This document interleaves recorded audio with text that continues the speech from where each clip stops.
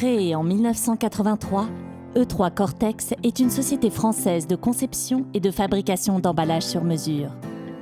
Grâce à un savoir-faire reconnu, la société d'emballage industriel familial a été vecteur d'innovation pour se spécialiser dans le secteur médical et le transport de matières dangereuses.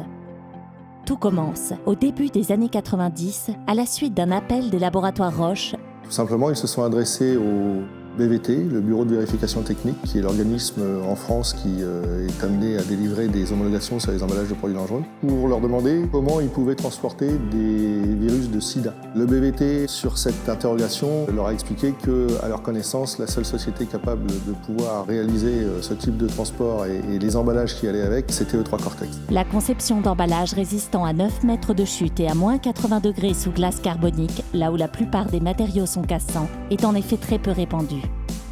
C'est de cette manière qu'E3 Cortex démarre son activité d'emballage destinée aux matières infectieuses.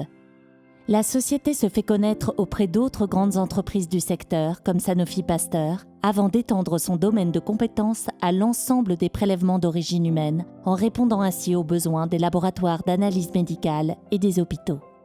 Par la suite, c'est en discutant avec un cadre infirmier de la Banque de tissus humains de l'Hôpital Saint-Louis à Paris qu'E3 Cortex prend conscience qu'avec certains aménagements dimensionnels, son emballage bioténaire allait devenir une excellente barrière à la contamination pour le transfert de greffons humains. C'est ainsi que la gamme VitalPack voit le jour. Un cœur, poumon, foie, pancréas. C'est un emballage aujourd'hui qui se commercialise sur tous les hôpitaux français et c'est une belle vitrine.